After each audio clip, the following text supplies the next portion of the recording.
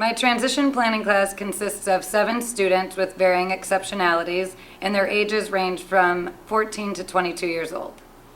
What's great about having them work together is that some take leadership roles and they can help others that are just learning the processes that we're going over.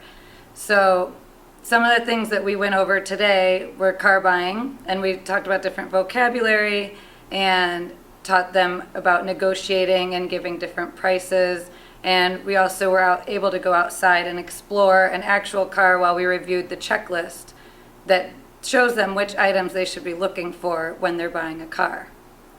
Okay, so to get started with this unit, because it's new for us, I want you to take a pre-test. So instead of having you do it on paper and pencil, I'm going to have you do it on the dry erase board. So John, you want to pass out some dry erase boards. Jay, get some for your row. Okay, so what I'm going to do is we're going to put a question up here. Might want to keep it private, don't want to show anybody, and then we're going to talk about it after. We're not going to hold it up and show it right now. First question, in order to get a new car, you have to buy it. So on your board, I want to write true or false, so T or F, and I'm just going to come around and look to see how you guys are doing it.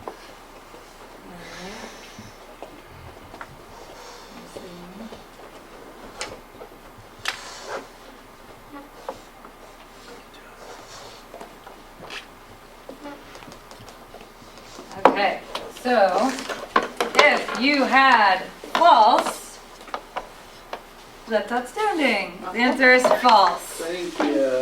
Okay. New cars have been driven only a few miles. Used cars may have been driven for many thousands of miles. You have no way of knowing how previous owners maintained their cars.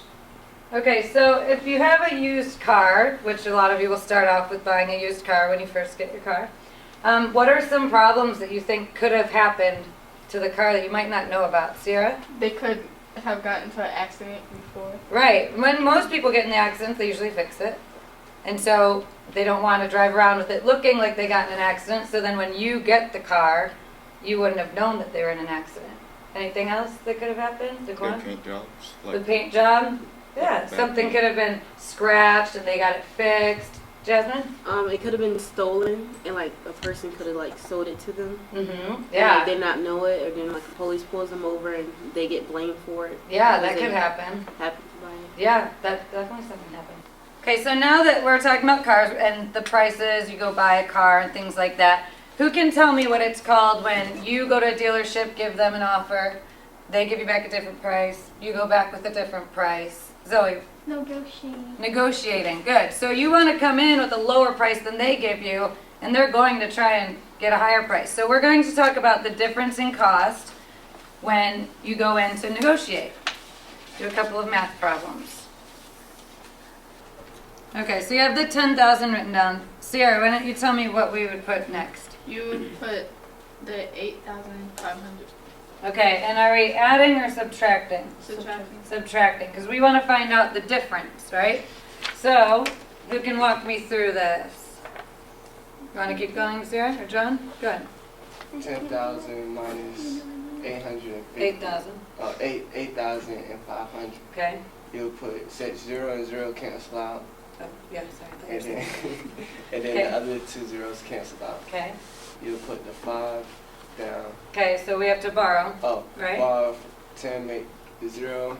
Well, make the 10 a 9. Right, so this one, well, 10, and then that would become a 9. And Right. then What would this become? that would become 10. Okay, so now what's 10 minus 5? 5. 5. 9 minus 8, 9 minus 8, 1. and just the 0. So how much is the difference? $1,500. $1,500.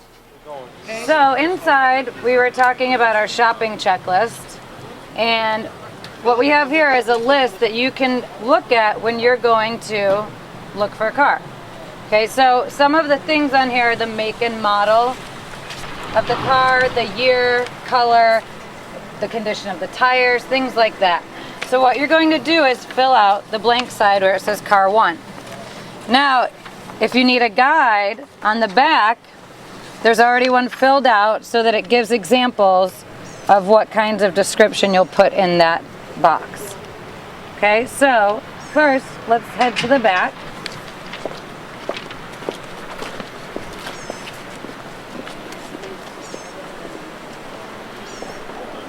Now, the make and model, does anybody know what kind of car this is based on this logo? Acura. An Acura, okay, and the model? MDX. MDX. So in that first line, you're going to write Acura, A-C-U-R-A, and then MDX, A-C-U-R.